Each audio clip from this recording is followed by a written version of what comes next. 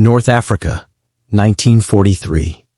A team of German engineers surrounds a captured American Jeep like surgeons examining an impossible patient. They have notebooks, tools, measuring instruments. For 3 days, they disassemble this vehicle piece by piece, studying every component, every weld, every design choice. On the 4th day, the lead engineer, Oberingenieur Klaus Weber, sends a classified report to Berlin. The report contains just one devastating sentence. We have been designing vehicles. The Americans have been designing victory. That single Jeep, mass-produced by the tens of thousands, revealed to German military intelligence something more terrifying than any superweapon. It revealed the American philosophy of warfare, and it explained how a nation that entered the war late was defeating Germany on 2 fronts simultaneously. This is the story of how one simple vehicle became the key to understanding American dominance in World War II. The Jeep wasn't born from brilliant engineering, it was born from desperation. In July 1940, the U.S. Army issued a request for a lightweight reconnaissance vehicle. America wasn't at war yet, but military planners were watching Europe fall to German blitzkrieg. They saw how German mechanized units were running circles around slower Allied forces. The Army wanted a small, maneuverable vehicle that could go anywhere, carry anything, and be simple enough that any soldier could drive and repair it. They gave manufacturers just 49 days to deliver a working prototype. That timeline was considered impossible. 3 companies responded: Willys Overland, Ford, and American Bantam. American Bantam delivered first, creating a vehicle that met most specifications but was underpowered. Willys delivered second with a more powerful engine. Ford delivered third with manufacturing improvements. Rather than pick one design, the Army did something that would define American industrial strategy for the entire war. They combined the best features of all 3 designs, standardized the specifications, and told all 3 companies to start mass production immediately. This wasn't about finding the perfect vehicle. This was about getting good enough vehicles to troops as fast as possible in unlimited quantities. The vehicle that emerged from this competition became officially known as the truck, 1/4 ton, 4x4. Soldiers called it the Jeep, possibly derived from GP for general purpose, though the origin remains debated. It weighed 2,450 pounds. It had an 80-inch wheelbase. It produced 60 horsepower from a 4-cylinder engine. On paper, these specifications were unimpressive. German military vehicles often had more power, more armor, more carrying capacity. But German engineers had optimized for different values. They built vehicles for specific purposes. The Americans built a vehicle for every purpose. When the first Jeeps reached North Africa in 1942, German forces initially dismissed them as crude. Compared to German Kübelwagens or motorcycles with sidecars, the Jeep looked agricultural, almost primitive. But then German commanders started noticing something disturbing. American units were moving faster than their vehicles should allow. Supply lines that should have been vulnerable were somehow staying ahead of German attempts to cut them. Reconnaissance that should have been limited by terrain was happening everywhere simultaneously. The Jeep was doing things German vehicles couldn't. The captured Jeep that German engineers examined in Tunisia came from an American patrol that had ventured too far forward. The crew escaped, but they abandoned the vehicle. German forces towed it to a rear area workshop where a team of engineers from German Army Ordnance began systematic analysis. What they found changed their understanding of American military philosophy. Every discovery was documented, every measurement recorded, and every conclusion pointed to the same disturbing reality. America was fighting a completely different kind of war. First observation: interchangeability. German engineers found that every bolt, every part, every component was standardized to military specifications. Any Jeep part could replace the same part on any other Jeep. This seems obvious now, but in 1943, it was revolutionary. German military vehicles were built by different manufacturers with different specifications. A Mercedes truck part wouldn't fit an Opel truck. Repairs required specific parts for specific vehicles. American forces could cannibalize damaged Jeeps to keep others running. German forces needed supply chains that delivered exact parts for exact vehicles. Second observation: simplicity. The Jeep had no unnecessary components. Everything served multiple purposes. The hood could be used as a work table, the windshield folded down to reduce visibility profile. The seats were removable to increase cargo space. German vehicles were engineered for efficiency within their design purpose. The Jeep was engineered for adaptability across any purpose soldiers might need. German engineers counted 42 documented field uses for the Jeep. Their own reconnaissance vehicles had perhaps 5 intended uses. Third observation, durability. German engineers subjected the captured Jeep to stress tests. They drove it through sand, rock, and mud. They overloaded it with twice its rated capacity. They ran it with minimal maintenance. The vehicle kept functioning. German vehicles were precision machines that required regular maintenance and careful operation. The Jeep was designed to be abused by 19-year-old soldiers who had learned to drive 3 months ago. It tolerated incompetence and neglect in ways German vehicles couldn't. Fourth observation, production design. When German engineers examined the welds, stampings, and assembly methods, they realized the Jeep wasn't designed to be a good vehicle. It was designed to be an easily manufactured vehicle. Every component could be produced with standard machine tools. Every assembly step could be performed by semi-skilled workers. The Germans were building vehicles by craftsmen in factories. The Americans were building vehicles on assembly lines by workers who had been farmers and shopkeepers months earlier. This last observation shook German military planners most deeply. Oberingenieur-Weber's report included production analysis. Willys and Ford were producing Jeeps at a combined rate of 1 vehicle every 2 minutes. Every 2 minutes, another Jeep rolled off an American assembly line. The implications were staggering. Germany was producing the Kugelwagen, their rough equivalent, at a rate of roughly 50,000 per year. American was producing Jeeps at a rate that would exceed 600,000 by war's end. Germany couldn't bomb the factories fast enough. They couldn't destroy Jeeps faster than America could build them. But the captured Jeep revealed something beyond production numbers. It revealed American strategic thinking. Field Marshal Erwin Rommel, who faced American forces in North Africa, wrote in his diary after reading the Jeep analysis, "The Americans do not build weapons to win battles. They build weapons to win wars. There is a difference we failed to understand. That difference was the gap between tactical excellence and strategic dominance."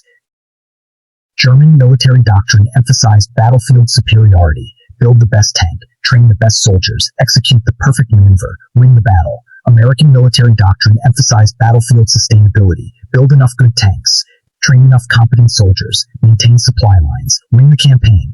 The Jeep embodied this philosophy perfectly. It wasn't the best reconnaissance vehicle, it was the most useful vehicle that could be everywhere simultaneously.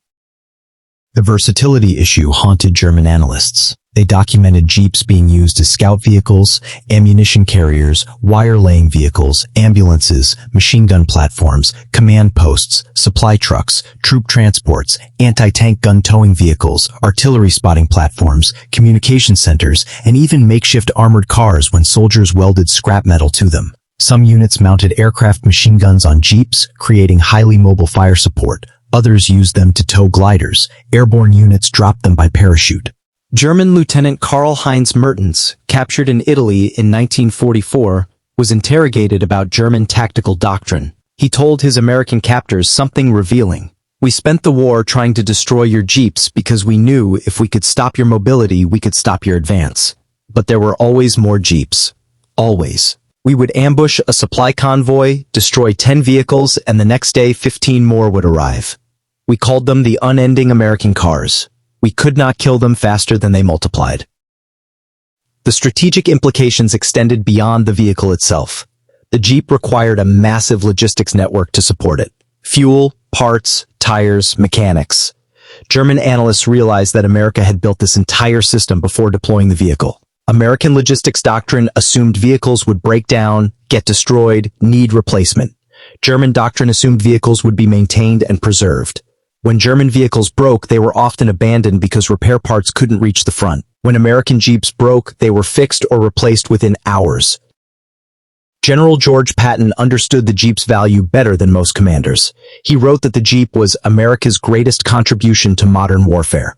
Not the atomic bomb, not heavy bombers, not even the Sherman tank, the Jeep. Because the Jeep allowed American forces to move faster than their enemies could react. Patton's rapid advance across France in 1944 was only possible because Jeeps kept his reconnaissance ahead of his armor, his supply lines ahead of his infantry, and his command structure connected across hundreds of miles.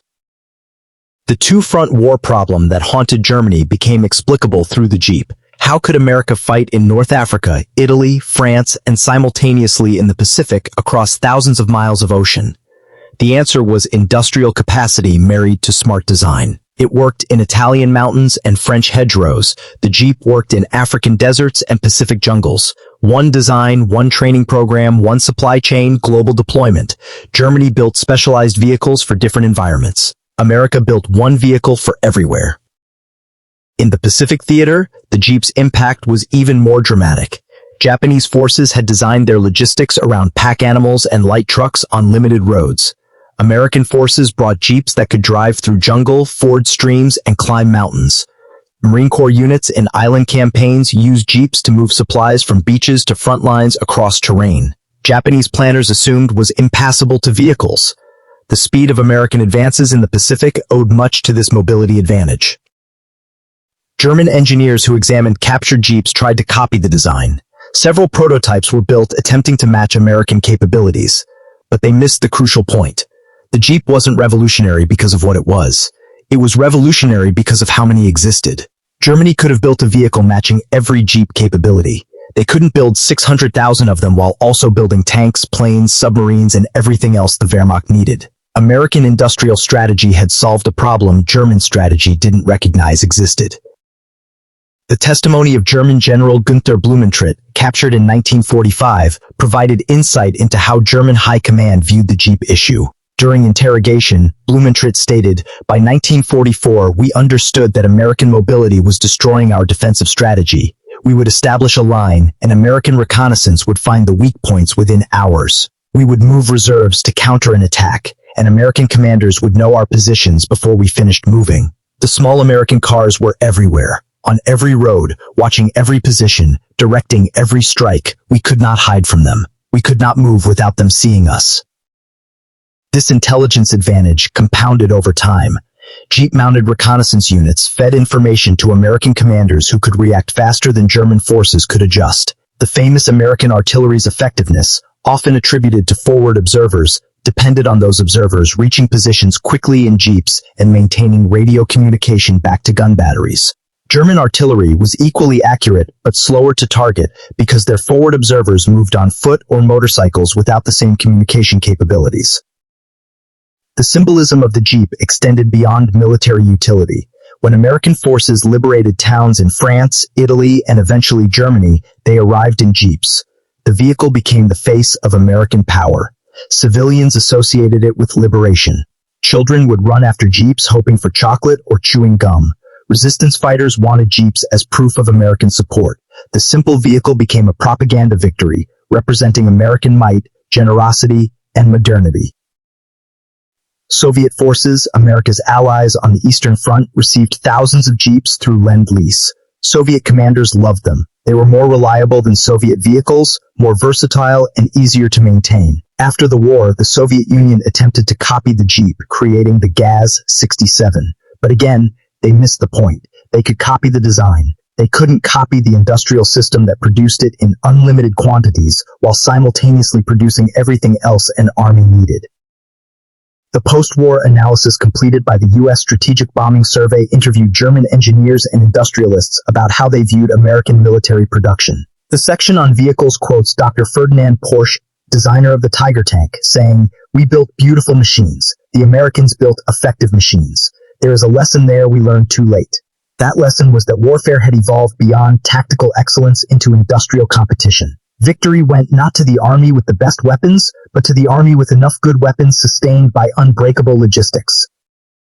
The Jeep production numbers tell the story of American industrial dominance. From 1941 to 1945, American factories produced 647,925 Jeeps. They also produced 88,410 tanks, 257,000 artillery pieces, 324,750 aircraft, 12,000 ships, 41 billion rounds of ammunition, and millions of tons of supplies, all simultaneously, all while maintaining civilian production at levels that kept the American economy growing. Germany produced impressive numbers of weapons, but they did so by stripping their civilian economy, and they still couldn't match American output in any category.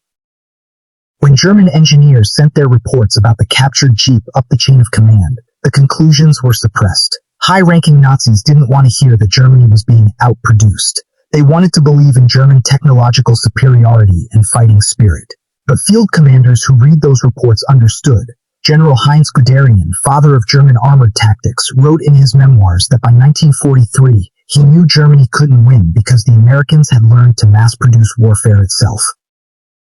The final irony of the Jeep story came after Germany's surrender. American occupation forces arrived in Jeeps. They patrolled in Jeeps. They distributed food in Jeeps. German civilians saw the vehicles everywhere, endless numbers of them, proof that the nation that defeated them possessed resources beyond imagination. Some of the German engineers who had examined captured Jeeps during the war found themselves working for American occupation authorities, maintaining the very vehicles they had once studied as enemy equipment. The Jeep remained in U.S. military service long after World War II ended. It served in Korea, Vietnam, and numerous smaller conflicts. Its design influenced military vehicles worldwide, but its greatest impact was demonstrating a principle that would define American military power for the next 8 decades: overwhelming material superiority achieved through industrial efficiency. America didn't need the best equipment. America needed enough good equipment to be everywhere, do everything, and outlast any opponent. Today, the Jeep exists as both a civilian brand and a military legacy. When we see Jeep vehicles on American roads, we're seeing the descendants of that World War II design. But more importantly, we're seeing proof of a concept. The concept that smart, simple, mass-produced solutions can defeat elegant, sophisticated, limited production alternatives. The German engineers who examined that captured Jeep in Tunisia discovered this truth. Their report tried to warn German leadership, but by the time they understood, it was already too late. America had already built too many Jeeps, too many tanks, too many planes, too many ships. The war was already lost. They just didn't know it yet.